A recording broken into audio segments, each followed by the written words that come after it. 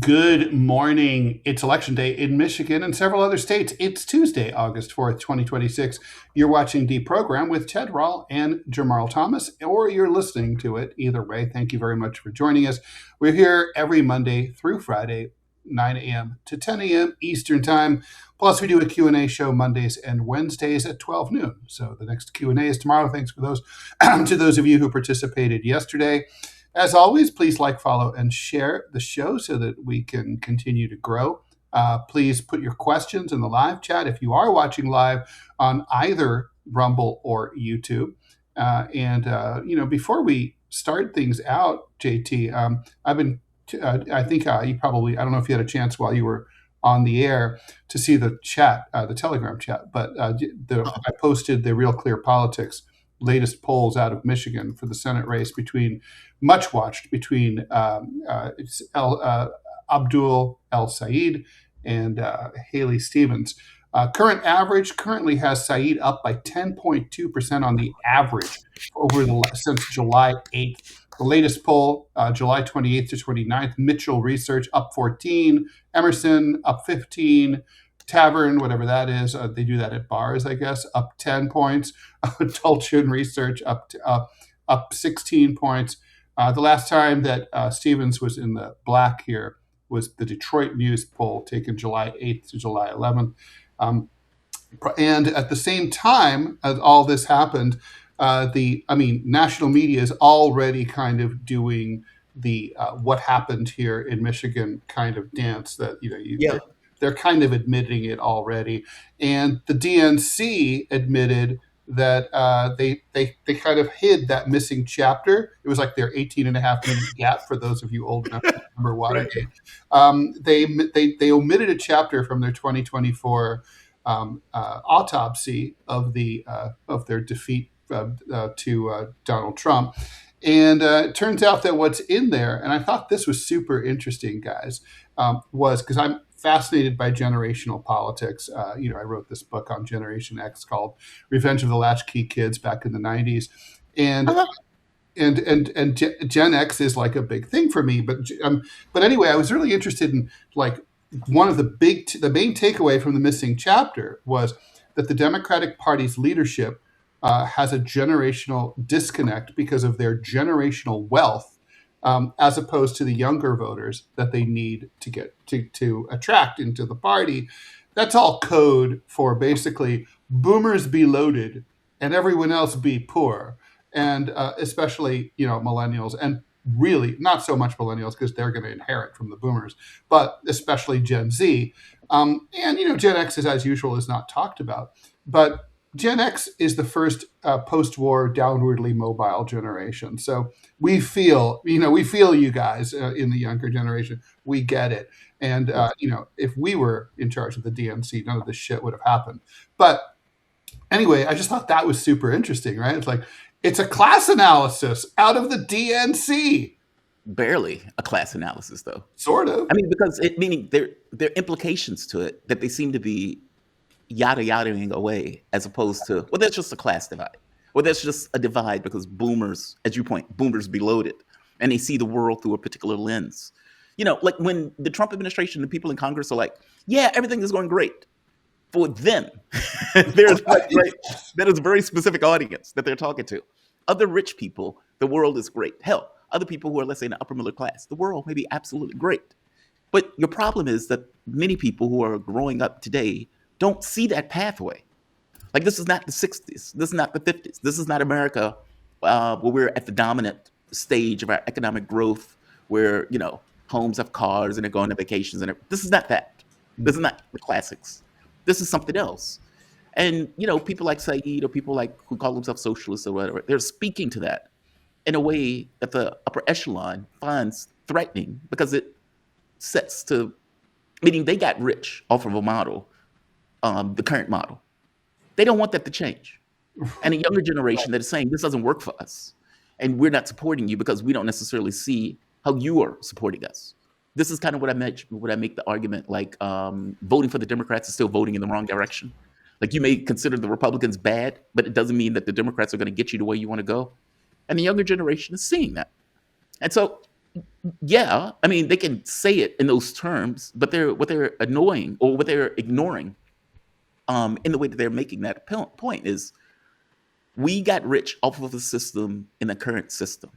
We function and do things based upon that because that is our not just ideological view, but that is the way we view the world. The younger generation is not growing up in that context. They're growing up poor and vulnerable, and they are vote according And to the way hopeless. they view the world. Yeah. So I, no, it's good. I think that there's another part of this because you're right. People are growing up poor. I mean, we talked about that yesterday. Um, No. but here's the thing, though. Because of social media and cell phones and stuff like that, people are able to see that there is not a dime available for you for healthcare, for education, for just improving your quality of life, even 2%. Like every year, you're supposed to pay 2% more for whatever it is that you need, while your wages either shrink or stay flat if you're lucky. Yes. Meanwhile, we are what? We're at war with 11 different countries. We are Oh, and supporting officially 40 Israel. trillion in debt. Yeah, yeah, there you go. Officially. Yeah. And so, listen, me as a right winger, a right wing Christian, I would have voted for the Muslim guy if I'd lived in Michigan. And the only issue would be the giant welfare state of Israel sucking off the tit of every American And that's what taxpayer. Saeed's been pounding away at. No, In his meanwhile, he's not even talking that much about, the horror of the genocide. He does talk about it, but his main point is why are we spending billions of dollars to finance that? At the same time, this horror. At the same time that Michiganders and other people are suffering. Americans. yeah, yeah, no, meanwhile, no, yesterday after the show, I'm not going to show the front because I want to dox myself. No, Kizzy, she had major surgery back in February. I got a $5,000 bill That's all. that we've got to I pay was going for. to say that's you got a discount, I I'm mean, surprised you. I'm surprised it's that cheap. oh, I fought it like hell. But I mean, but it's still a lot of money. yeah, it is. It definitely is. And so it's just like I mean, you that's get crippling. you get nothing. In a country with a $7 minimum wage, right? I mean, Yeah, so that's some shit. before Like taxes. my uncle got sick in Canada. They did this surgery, sent him home, and he never got a bill. Think about that. Like countries do that. Yeah. Like meaning if I was in Europe, look, I would tell you this. Everywhere that I traveled when I was for the last year, when I was going from place to place to place. And I would stay in one place for a couple of months, another place for a couple of months, et cetera, et cetera. I had to pay for treatments all the way through, meaning every place that I went to, I had to pay for dialysis in each location. Yeah. And if I was European, I wouldn't have to pay any of that. Like, meaning that stuff As would it have is, been you covered. probably didn't pay the inflated, American rate, right? You probably it's more Well, I paid their rate. Like, meaning if I was in Malaysia, I had to pay the Malaysian clinic. I right. think in Malaysia it was $80. By our 80 standards, $90. that would be a bargain. Well, in the States, it's 400 on the low end Mhm. for treatment, and that's assuming that you even get it that way because usually they don't even give you a price. It's they they don't price it in the way that they do in other countries. Like in other countries, I can go and say, okay, I want to pay for a treatment. And if I was in Africa, like in Kenya, I could go into a hospital and say, hey, I would like to pay for a treatment, and they would set me up for it. Vietnam, I think it was $60. It depends on where you go, the amount that it costs.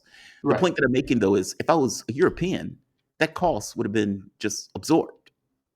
Right. I remember I was sitting. Look, I would tell you this. I was sitting in Cairo once, in a hospital, and the guy comes in, and he was like, "Hey, would you like a cigarette?" So him and I are smoking, and as we're smoking, he turns out to be German, and he says, "How much are you paying for this treatment?"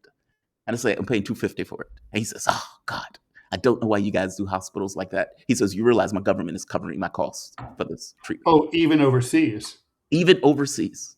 Yeah, I mean, in this country, even if you are fully insured, It doesn't matter what happens overseas. Yeah. yeah, like so my insurance, for example, is in a different county than I live in because, because there's basically in my county where I do live, I kept my old address, for the medical insurance because because there's literally no plans in my new county and there's no doctors to see, right? So when I want to see a doctor for anything, I get on a train and I go 2.5 hours, and I'm lucky. That's a pretty good plan. That's not bad.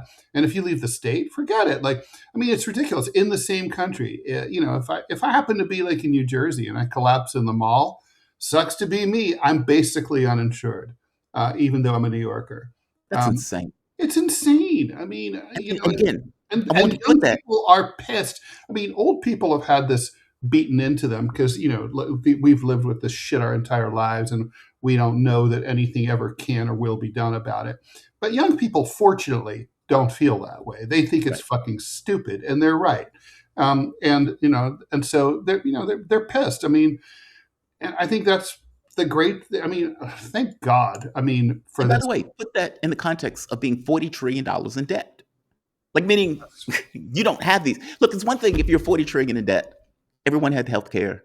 It was magnificent and marvelous. High-speed rail, High-speed rail, free education. Okay, you look at that 40 trillion and be like, well spent. Yeah, we ran that. Yeah, we have a Mars base. We ran up that bill doing some cool shit, right? Yeah. That's not what happened. That is the opposite of what happened. No. We ran up. I mean, we ran up that bill fighting wars, and now we somehow we can't even fight wars anymore because we're out of weapons. Which, thank God, but still, I mean, what the? You think to yourself, what did you get out of it? Like, what did you get out of the Iraq War, Iraq and Afghanistan? Afghanistan took itself back in 20 years, and Iraq hates your guts and wants you out. Mm-hmm. I mean, what did you get out of it? You could say we got a certain level of control of the Middle East, but Iran is just showing that that's not really true. No, Iran currently owns the Middle East. I think that's pretty fair to say. So yeah, all right. Well, let's do some comments, and then we gotta talk about get this Jeanine Pirro thing out of the way. Yes, I saw that. All right. Oh, well, we'll just get it out of the way because here's the first one. F you so. Why does Jeanine Pirro always look like she's about to blow someone in disgust? I'm not going to. What? I don't even know what that means. How do you blow someone in disgust? Is that what he's saying? Why does she look like she's blowing job? Like, okay, well, I won't fuck you, but I'll blow you. But I'm not going to like it. Yeah, no, it doesn't sound like it's like thanks, but no thanks. I mean, I'm as much of a fan of a blowjob as anyone, but still, yeah. I don't know. I'm really curious. Pardon? It may pique my curiosity. Well, I bet, I mean, Jeanine is Italian, and they are spicy. Okay, so I mean, all right, let's talk about Jeanine Pirro. So I thought this was an interesting story. Jeanine Pirro is the U.S. district attorney, U.S. attorney for the District of Columbia, the capital of the country, Washington. She was, which is not really, by the way, a great promotion from where she was. She was a host on Fox News on the Five and I think she appeared elsewhere on Fox. I don't know really why she took this job. Maybe just like, hey, when your president calls, you have a duty. I don't know, but of course, yeah. But anyway, I mean, I believe that. Although going to work for Trump, it always ends in tears. So she takes that job. Trump demanded that the DOJ charge this Olympic dude and 3 other people with vandalizing the DC memorial, the Lincoln Memorial reflecting pool, which was falling apart, and basically, in a rush job for the 250th anniversary, bits and pieces of the blue lining were peeling up, and the algae blooms came up like gangbusters. I'm just going to say the algae bloom probably there's not much you can do about, given just the fact that it's DC and it's been a hot summer. But right.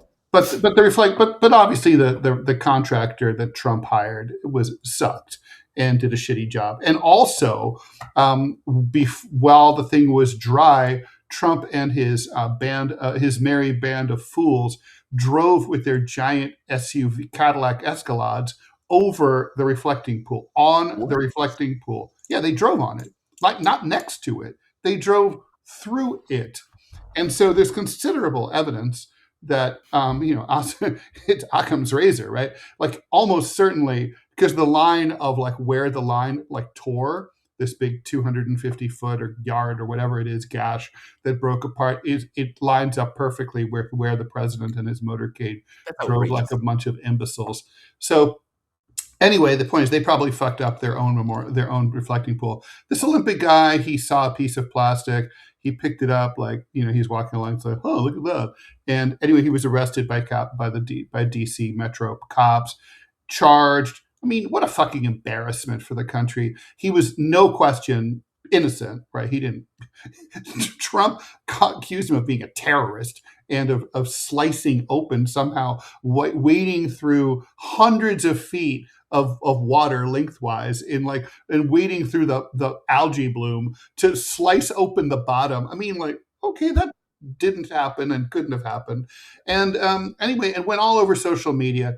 3 other people who were less notable than this guy who'd been in the Olympics, were also arrested. Jeanine Pirro used a media dump last Friday to quietly drop all the charges, and in the filing papers said, yeah, actually, not only did they not do any of these things, actually, we think it was the contractor who's just sucked, Yes. and that the thing was falling apart. Trump's furious, and he called Jeanine Pirro on the carpet and said, hey, what the fuck? And he said, this is his favorite thing. Like, she choked like a dog. He always says that. She choked. The judge was having no part of it. She was going to have her ass reamed to her. I mean, she might have been brought up on charges, right? I mean, like, if she hadn't dropped these charges.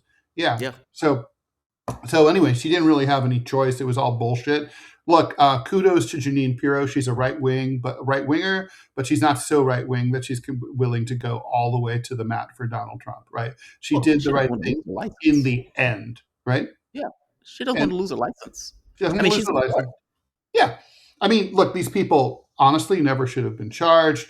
They're all owed an apology. They are all owed, in my opinion, compensation for having had their reputation smeared by the president of the United States. To me, that's worth millions of dollars. I mean, the rest of their lives, when anybody Googles their names, they'll come up as having been arrested for like domestic terrorism during the 250th anniversary of the United States. So it's not cool. And I hope they sue. Slander. They should sue for slander and libel. They should. I don't know. That's a hard road. Anyway, the point is now basically she has a target on her back. Trump's pissed, but she did not offer her resignation, and she has not yet been fired. She may or may not be fired, but I thought it was notable because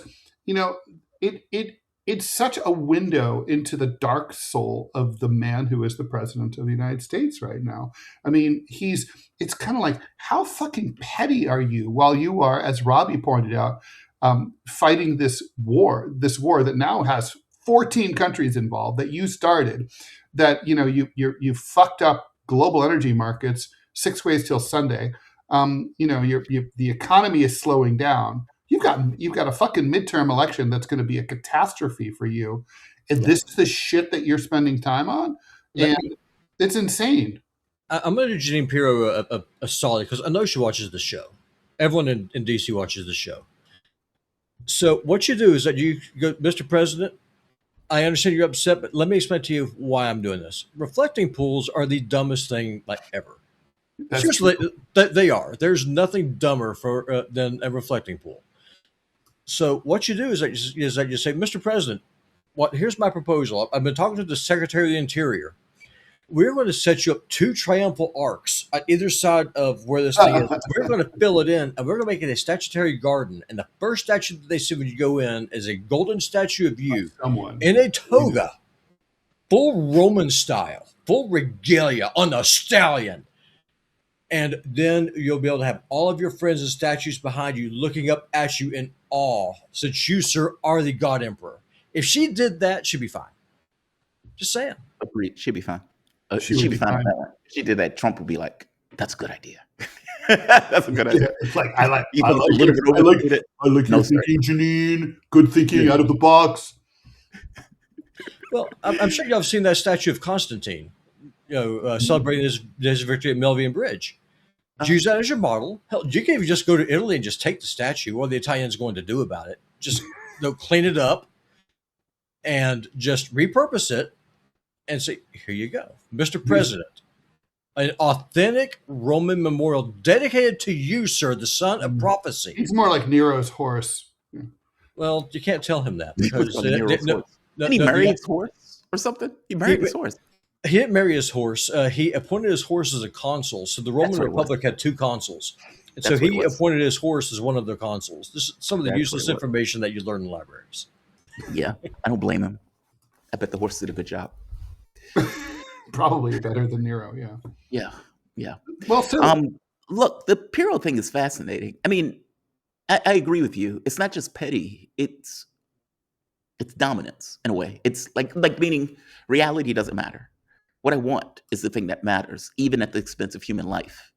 Because if Trump got what he wanted, those people would have been prosecuted for some shit that they clearly didn't do, that the state knew they didn't do, and yet went for the prosecution anyway.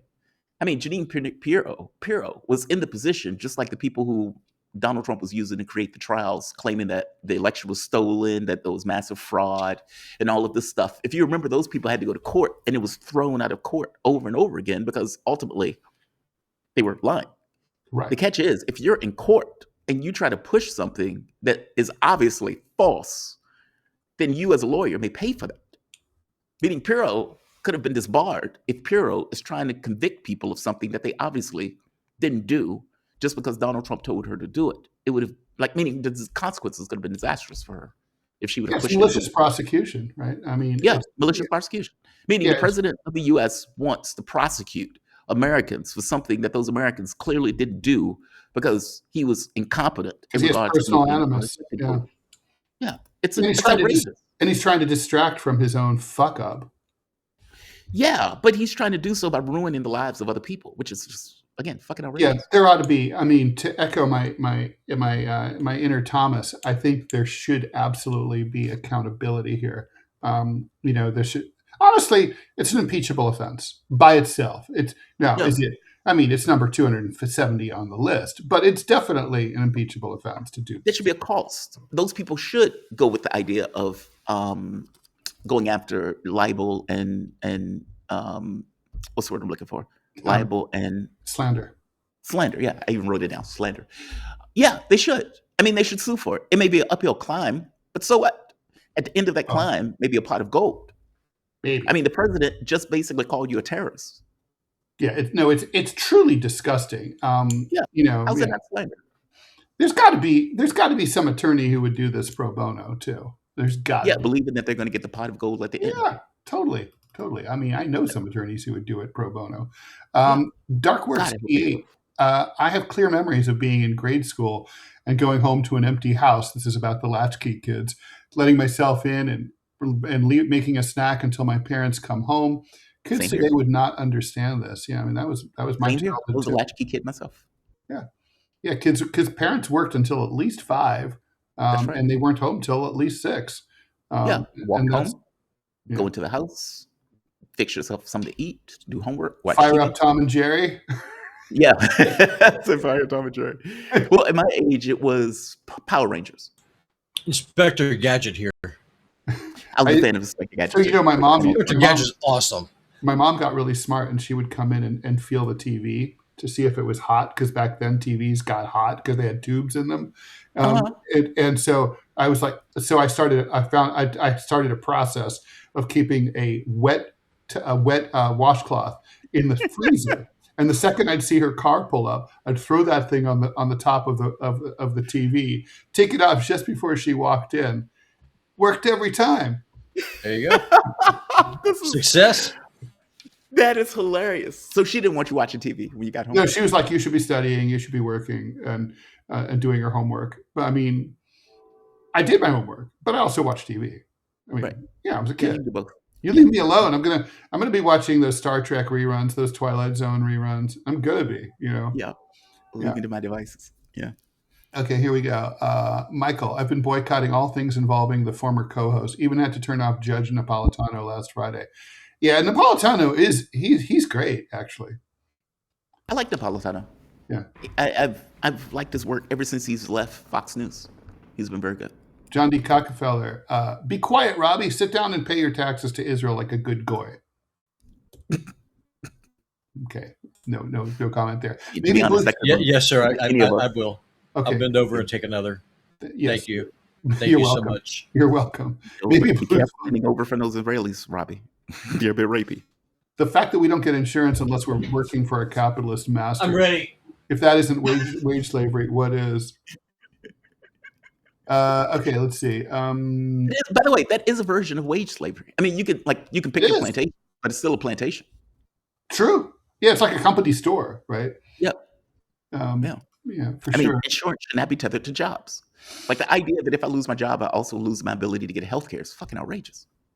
Matt McCaden, what's more of a national embarrassment, not being able to break a country that's been sanctioned for 47 years or not being able to fix a pool? A little bit of both. Yeah. A little bit of both. And they're related, It's by the way. competence. Yeah. It's an issue of competence. One thing, JT, and I'm curious about y'all's take on this, because the whole reason why insurance got wrapped up with jobs is because during World War II, FDR imposed wage caps. Like you couldn't earn anymore. Mhm. Right. So what companies started doing as a way to kind of recruit talent, said, well, we will start paying for your health insurance in lieu of giving you a higher wage. That's where this all came from. Well, and then his successor, Harry Truman, right, tried to push through national health care. And he was very frustrated by Congress. And then in the end, they were like, well, as a stopgap measure, the compromise we'll settle on is employer-backed health care. But it's obviously not a workable long-term solution, is what he said. It's not. And here we are. I mean, it's just not. Like, it's not even fair to employers. Why the fuck should employers have to pay for health care? Well, my question is it weakens employers. Yeah. It actually weakens employers. And it It's weakens actually their anti-capitalist. Yeah. Yeah, it weakens their capability of confronting other companies. Like, imagine if you're Ford or if you're one of these other companies in the United States and you have to cover healthcare for how many people? Yeah, like a million. Okay, other companies don't have to do that because those people are not tethered to their healthcaught from the standpoint of work. That's why Uber has everyone, has the pretense of, nobody works for them directly. Well, my question is under what authority, what power gives the federal government to tell a company I want to go work for, you cannot pay more than this amount? Where do you get that power from? Go fuck yourself. Well, there's a minimum wage. Maybe there should be a maximum wage. Environmental situations. Look, environmental situations sets the context for the way a government responds. Period. And meaning it doesn't have to be legal for a government to do something if it's necessary for the government to do something. They're not going to be consequences if it's deemed legal. I mean, meaning it's not going to be a consequence if it's deemed necessary. Legality be damned. That's always going to be the case. Because look, it's not about laws. Laws are just your guardrails. Those are the things that are trying to help a society function and keep it within a context. But environmental circumstances are always going to matter more than whatever your laws dictate. Speaking of environmental circumstances, I mean, from Team Luigi, everybody hates the healthcare industry. Nobody is satisfied with Obamacare. I guess here's a question, right? Like this morning, you're hearing the corporatists say, well, the voters are going to have to choose between expressing their rage at the system or getting someone who can win in the general election, who's more electable. I'm like, that's a bullshit false choice, right? Yeah, that's bullshit false. But anyway, but the thing is, let's just say, they're proven wrong, which would not shock me. And then it's like, DSAers or left-leaning DSA type people like Sayed sweep this coming fall and maybe in 2028. Will there be, do you think, a renewed push for a real single-payer healthcare system like a civilized country would have? It depends on how many people are in the Congress that are pushing for it. Like, meaning if they need a majority, they would need a majority, and they would need rando Democrats. Would there be enough pressure, right? I mean, like for Obamacare, there was enough pressure at the time to push that through, right. Because it was a presidential agenda. Like, meaning Obama came in saying, I'm going to do healthcare. It's my number one promise, right? Right. I mean, if you had something like that, maybe. I mean, it's far past too long. I got to be honest with you. The whole thing with Obamacare was, okay, we'll do this as a stepping stone. Truman said that in 1948. I mean, come on. Yeah. It's been 80 fucking years. Truman died when I was 9 years old in 1972. I mean, Jesus. And it damages our companies. I mean, it makes our companies less competitive because they have this extra burden that they have to take care of as opposed to the state. And what's wild about it, you don't hear them bitch and moan about it as much as you would think they would, considering As I used the example, Ford versus a Chinese company. The Chinese company doesn't have to pay for healthcare. No. Well, I mean, I think honestly, this is one of the things that ordinary people have and workers have in common with corporate CEOs. There are certain things that you just have to live with that you don't expect will ever change or improve. And like for businesses, they have things like endless paperwork, ridiculous forms they have to fill out, stupid regulations they have to deal with, and this is one of them, right? We have to pay for fucking healthcare for some unknown reason, but here we are. But it doesn't work. Look, I'll tell you the situation I was in. I was working in New York, in Poughkeepsie, New York, at Cupid. I don't think Cupid still exists. I lost the job. I got sick. What's Cupid? That was the name of the company. It was a software company that built a app kind of like Matchmaker, but it was the worst version of it. Yeah, it was fun. It was a dating app. It was a dating app. Yeah. Okay. All right. It was an interesting job. It was a very interesting job. But I was a software engineer working at the company. And I got sick. I got very sick at the time. I forget what was going on, but I needed to go. I needed hospital stay. Oh, I know what it was. My transplant failed. The transplant failed. At the time when the transplant failed, it was 3 years, I think, with Medicare. I think it's something like that, where Medicare gives you a certain amount of time where they would allow you to remain on Medicare with a transplant. And then after the period of time is over with, they stop, meaning you no longer get Medicare. And at the exact same time, I just so happened to lost a job. So you effectively have a transplant that is failing, no longer have a job, so you no longer have healthcare tethered to the job. And the government's regulations comes into play, which means you no longer have Medicare. And so it's like, okay, you have a failing transplant with no healthcare insurance. Like, that shouldn't happen, right? Like, that is an outrageous proposition. Yeah, or like, but don't worry, you can always get Cobra. Right, which is $500 a month when you have no job. If you're lucky.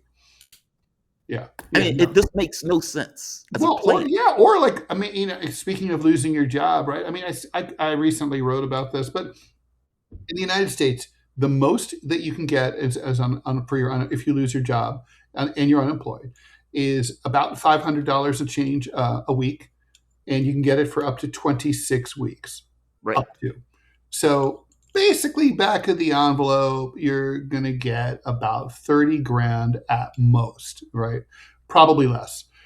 I mean, really? I mean, most people are losing jobs that pay like 70, 100, 50. I mean, I mean, it's ridiculous. And what are you supposed to do after 6 months? I mean, don't worry, you will surely have found a job by then. But what if you don't?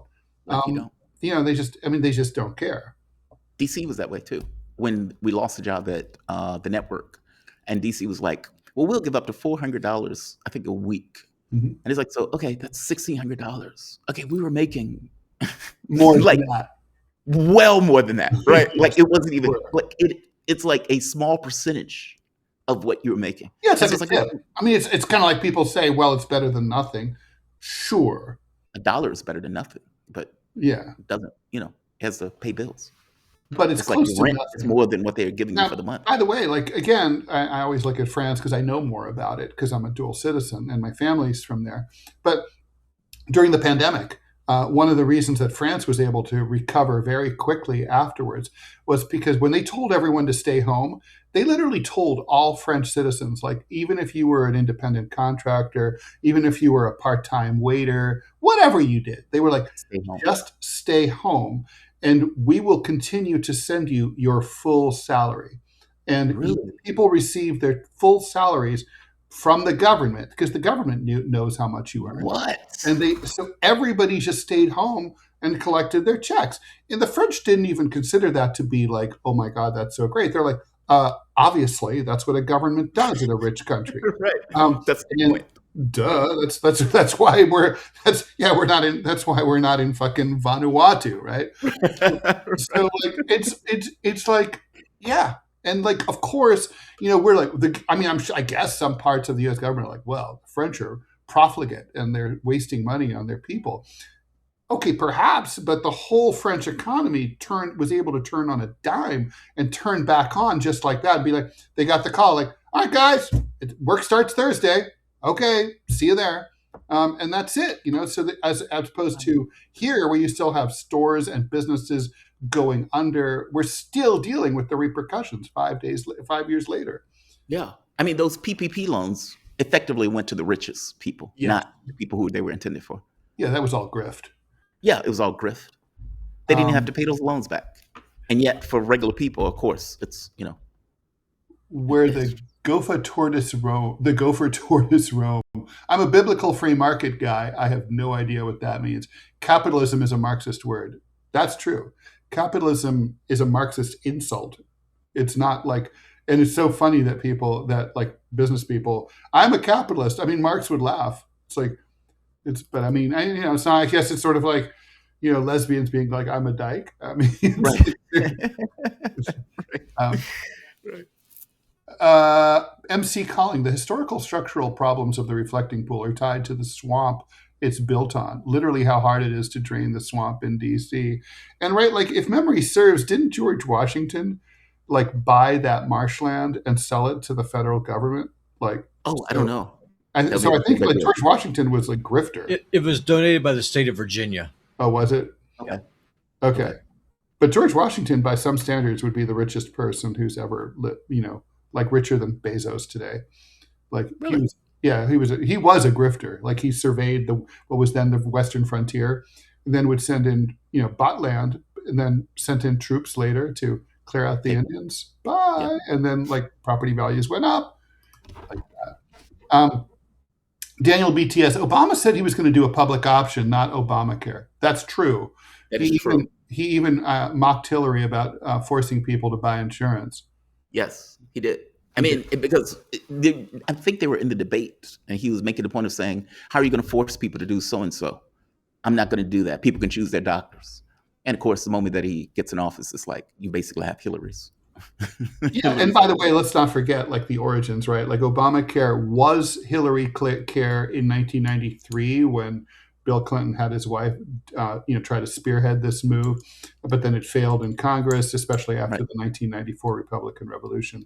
And then before that, it was Romney Care, the Right. Republican governor of Massachusetts, and before that, it was Heritage Foundation Care because they came up with it. So Yeah. it's always been a right wing thing. Yes. A free market, quote unquote, free market plan for healthcare. It was never a government option. It was never it was never those things. Comment from Maybe Bluth Funk.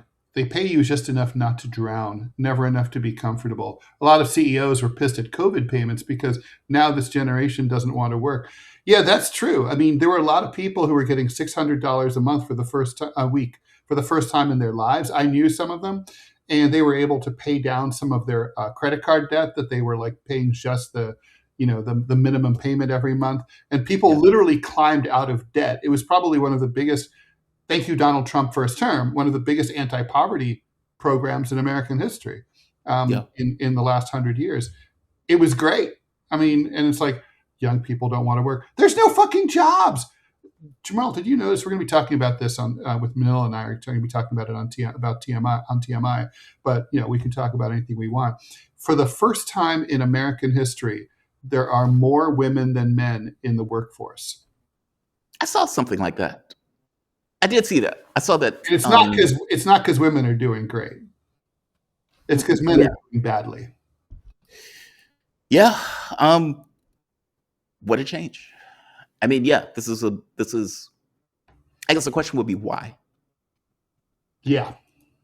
I guess that's the I have so my feminism professor, Barbara Tischler at Barnard, I didn't go to Barnard because I'm a girl. I'm not a girl, but I took classes at Barnard because I went to Columbia. She had a really interesting take. This was back in the early 90s. She said that one of the things about feminism is that it took you basically, this would be a Robbie point. It doubled the number of people in the workforce, which was a huge boon to employers because suddenly the balance of labor management shifted radically and it depressed wages for the foreseeable future. Because right. now, I mean, obviously, if both members of every couple are now eligible workers, obviously everybody's wages are going to go down. That weakened unions. It really led to it helped contribute in a major way to this downward spiral. that we've seen. I mean, look, employment is a zero-sum game. If a woman gets a job that I applied for, then I don't get that job, right? And I sit at home on my ass. And I mean, so it has all sorts of social repercussions too, because like women are still socialized to think that like men should earn more than them. But obviously, if they're ambitious too and they're working and they're in the workforce, that's not realistic. I mean, Yeah, no, but over things time, change. But things change. I mean, right? but it is Things realistic over change, time. and Your they have society, changed. yeah, but your society has accommodated the fact that the world changes. Like, what are women supposed to do? Just stay in the household and I'm wait for not their saying man to that. come home? I'm not saying that, but I'm saying that Which like means that by definition, they're going to be in the workforce. right. No, I mean, and I don't think, Professor Tischler was arguing that that women shouldn't work. I mean, there she was working as a Right. tenured professor Right. He was at working Harvard, himself. right? So, and writing books and stuff. I think the argument was more that like this change, this emancipation of women, this liberation of like divorced women to go and work, that it has economic and social consequences that society probably needs to consider and think through and like Agreed. maybe Agreed. address and do nips and tucks, and that we didn't do that. Mm-mm. And so We always men are downwardly mobile, and they're giving up hope, and and they're basically sitting at home playing video games and drinking cheap beer, and while and getting addicted to drugs and basically waiting to die. I There's would a be reason why. curious about the jobs that the women are predominant in that study. Like, meaning, are they high No, payment jobs? women still earn less than men, right? So that's also part of the downward spiral. Women are cheaper to hire. Like, for example, in my industry, in print journalism, one of the big things that happened as print journalism, started circling the drain, was that editors would fire old white guys who were making, in their 60s, who were making hundreds of thousands of dollars a year in some cases, and replacing them with, 26-year-old, recent graduates who often female, sometimes people of color, and they were like, "Oh, this is fantastic. I can pay this person $35,000 or $50,000 a year." I mean, that's literally their thing. When I sued the LA Times, my lawyer told me about this age discrimination lawsuit that he was doing. And he was representing a guy who I'll call TJ Simers because his name was TJ Simers. And he was a sports writer for the LA Times. He was in his low 60s. He was probably like my age now, like 62. And that dude was probably pulling down close to $300,000 or $400,000 a year as a senior sports writer who'd been there since he was like 25 years old. And he was a really revered sports writer. Anyway, they decided, like, budget cuts, like, hey, let's get we're gonna fire TJ, and then we're gonna bring in a cheap guy. They decided to replace him with like a 30 or 35-year-old like Latino dude. And when they did discovery, they found internal communications within the LA Times where one person, when they were like, okay, are you ready to fire TJ? And one of the editors said, like, hey, about the replacement, do you have your spick ready? Literally, Oh, that's gross. that's literally how they are.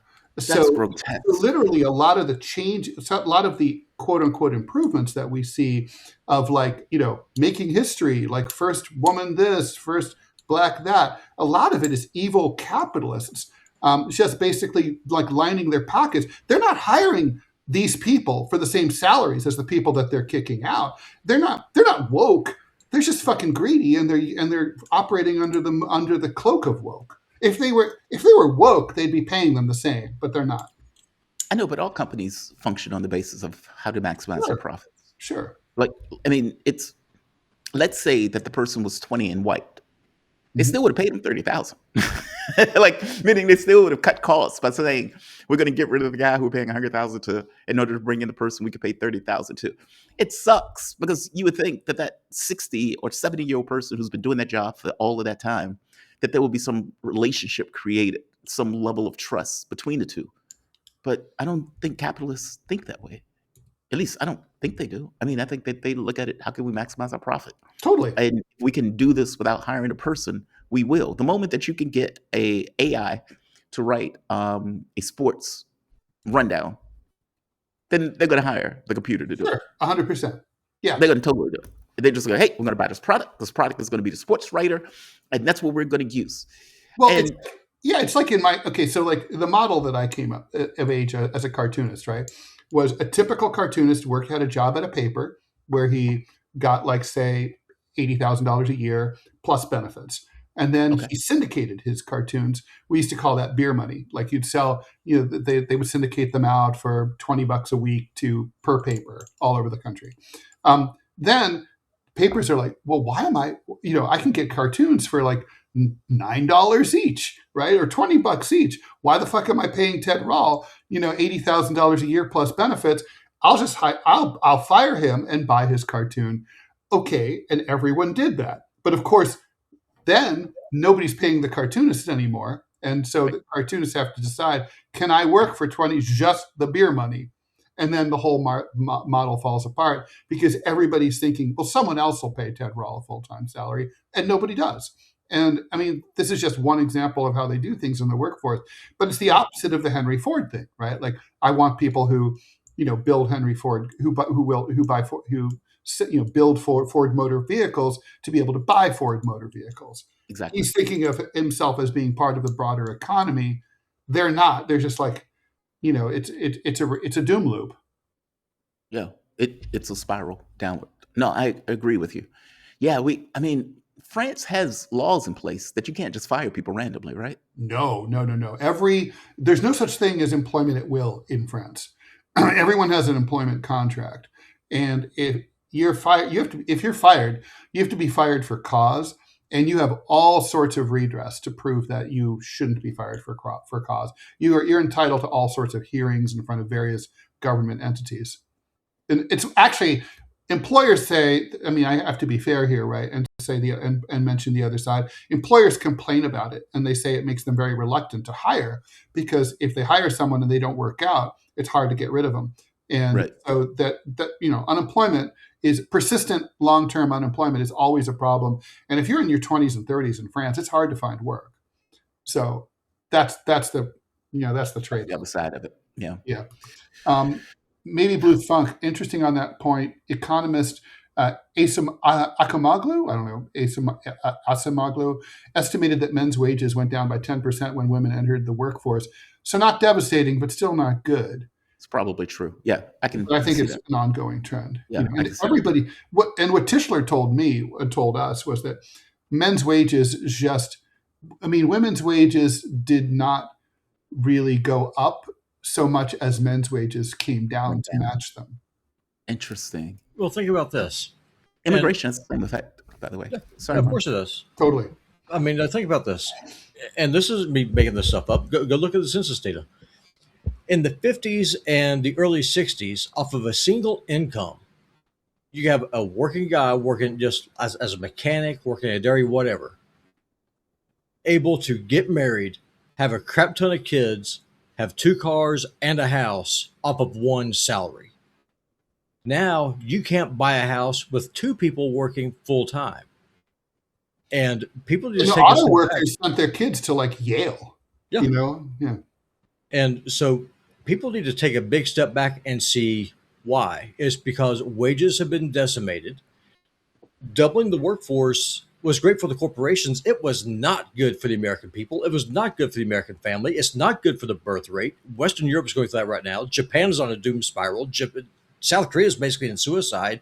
The Chinese are figuring this out right now. Their birth rate's going down. Too much. This is the Ron Paul thing about inflation too. Yeah. I mean, stuff used to be like 10 cents for, I don't know, groceries.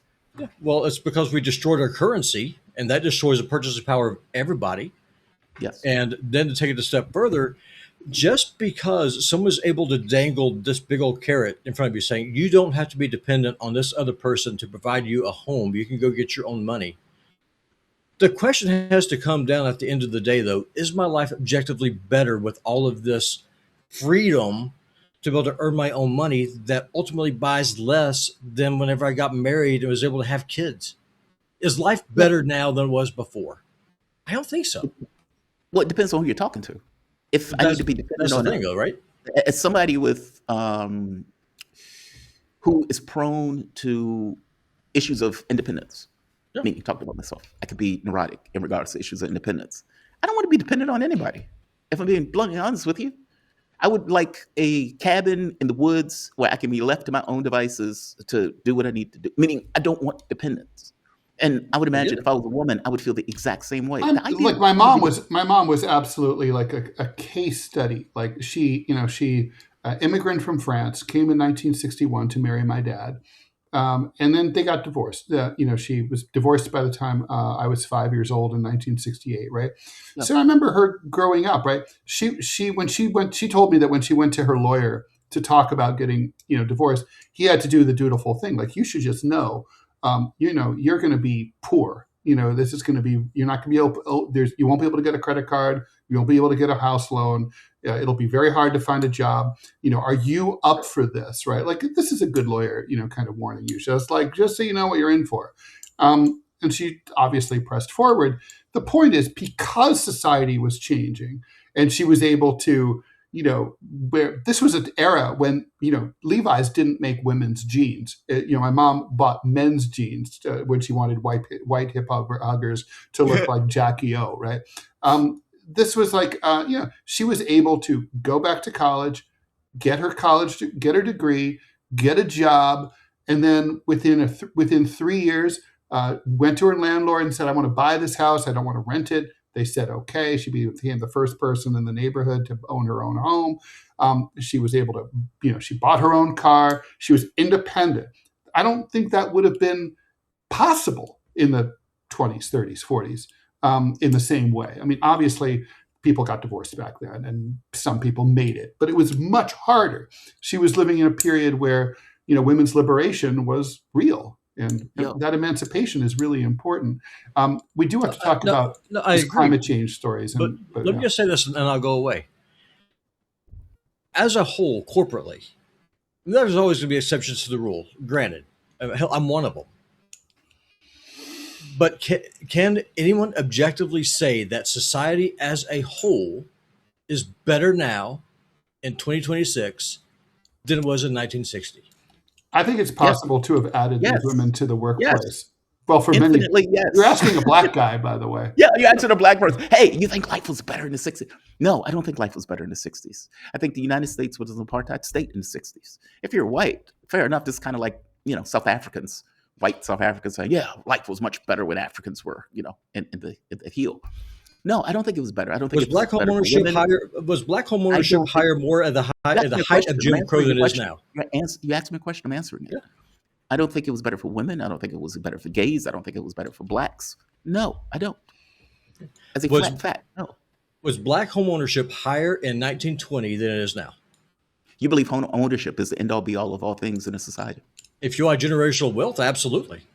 Because you're going to have an asset to pass down. I don't think that the fact that Black Wall Street existed and it no longer exists, the fact that you had a huge amount of African Americans who were pushing for liberation and some level of freedom to be considered to be a human being and a man. Yeah, I think it was worse, if you're asking me. I don't think the fact that, quote, black ownership of homes is the end all be all of all things. Fair enough. The fact of the matter is that your society has slid in a particular direction that might have nothing to do with civil rights and may have nothing to do with women's liberation. As you pointed out, the currency has been depreciated and devalued. That's a true thing. That makes home ownership difficult in general. That has nothing to do with black people owning homes in the 60s, which means the 60s were better for blacks. By the way, white home ownership is lower now too, right? It's a slide in a particular direction that has nothing to do with this emancipation of blacks, or for this matter, the emancipation of women. I submit to you, and I'll go away. And I encourage y'all to think about this. The welfare state did what slavery was not able to do. The welfare state did what Jim Crow was not able to do, which was to completely destroy the black family. So many You think women, white, black, I purple, so green, don't subscribe to that they theory marry at the all. government, and the government is a At all. horrible father, The and they whole the and conservative they steal your dependency theory. and Yeah. they steal your money in the form of taxes, blow it on everything else. You get nothing. The corporate barons get everything they want. Meanwhile, families fall apart, and you're told you don't need no man at home. that's what they were told. You don't need It's the man. it's a societal pathogen. That's where I stand on it. Yeah, I think that's absurd, but okay. Listen, we should debate that when we have more than 5 minutes left in a show. But I do think the whole look, it's a widespread shibboleth, right, on the right that the welfare state created dependency, especially among people of color, although most people on welfare are white. So I don't know how that really squares. I don't believe that at all. I think it's done more to lift people out of poverty than anything else. But I mean, look at COVID, as we were pointing out, the COVID thing and the money that was sent to the people for COVID. Okay, Yeah. you can make an argument that that's a welfare state. That welfare state helped get people out of poverty. And you can look at Europe. Europe has all sorts of welfare states. yeah. They're not, it's like the father Well, left at least the then home. at least you have a State fucking helping. chance. Colin Powell came out of those housing projects. I mean, okay, F you so, men can still earn profits for the state by going to prison. Thanks for the dollar. Maybe Blue Funk. Guys, let's just say women added an additional 1x to the labor force. AI will be 100x, so women are an issue, but tech will replace all. We had Agreed. Dex in consulting with replacement by function. True. Okay, listen, we have 4 minutes left. I do want to talk about climate change related stories. We have these wildfires in Western Europe. Tacoma, Washington, which is Yeah. usually a very moist place, right? The Pacific Northwest. Have you seen? I'm sorry to interrupt. Have you seen the photos from Spokane? I have. It's like cleared out. It's terrifying. 65,000 people currently evacuated. Hundreds of homes and businesses and other buildings destroyed. Robbie out there in Montana, he's seeing he has the orange skies coming from those Washington State fires. They've arrested a dude. I never believe these arrest stories. They almost always turn out to be bullshit. But they've arrested a dude for arson. But I thought the weirdest story about all this Earth on fire shit was in Tokyo, where they've been burning up. Right? They've been the thermostat's been pushing 108 degrees. They had 4 lions at the zoo in Tokyo die of heat stroke.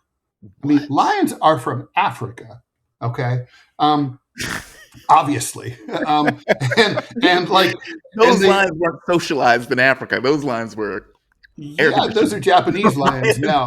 But they fucking died of heat stroke. They had to close down the exhibit. The others are in distress. There's 8 more. I mean. Yeah, they said it's the humidity. The zookeepers literally said, well, it's the humidity. They have dry heat in Africa. They're not used to humidity too. Spray them with water. Put them in an AC. Why are they leaving them out there? This is like people leaving their dogs outside. Bring them inside. You're right. Bring them inside. Yeah. What are you doing? It's like, oh, they're lions. They can handle it, and then they fucking die. No, let's keep it spicy. Bring them into the metro. Oh, that'll be interesting. Japan has one of the best metros I've ever been in. Oh yeah, it's gorgeous. Yeah, they're fantastic. It makes sense. It's intuitive. All that stuff. Hell of a walk, but it's intuitive. No trash cans. I mean, is there ever, JT? Do you think we'll ever get to a point where we're going to take climate change seriously, or is it just going to be like, that's on fire. Oh look, that's on fire. Oh look, that died. I don't think we will. If I'm being honest with you, I don't. No. In order to take climate change seriously, you would need to deal with people's material conditions first. Meaning, my life needs to be set. I need to be less stressed. I need to be able to take care of my kid. I need to be able to do the stuff comfortably. And then I start caring about other things. Then you start looking around saying, hey, we're going to be here a while. The world is on fire. Maybe we should do something about it. Yeah, maybe. But until you get to that point, I don't think people care. No. This is like West Virginia. What time is it? I'm sorry. This is like West Virginia, where West Virginia initially voted Democrats, but then they started going after the coal industry, and obviously you're going after people's jobs. And what did people say? We don't care about this other stuff. I need to keep my job. Yeah, that's right. It's the same way for everybody else. You deal with people's material conditions, then you can deal with climate change, but you can't deal with climate change first when people are poor. So Jamarl, you and I'll see you at 5 o'clock to do our taper. And as for everyone else, we will see you guys back 9 a.m. tomorrow morning. That's Eastern time on Wednesday. We're here Monday through Friday. TMI show with me and Manila coming up right now.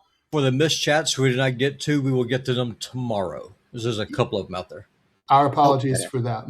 I take the blame for all of that. No, Okay. no, it's my fault. I straight up went into the racial culture wars, being a white man, daring to lecture a black man about the ills of the welfare state. or don't tell a black guy that. everything was awesome in 1960. I'm not saying everything was awesome. I'm saying that society as a whole, if you care about generational wealth and being able to provide for your fucking kids, is better back then. That's the argument that I'm making. All right, we'll talk. I'm sure it'll come up again. Bye, guys. JT's like, bro, he's crazy. He's crazy. He's out of his mind. Love you, JT. Bye, guys. See you later.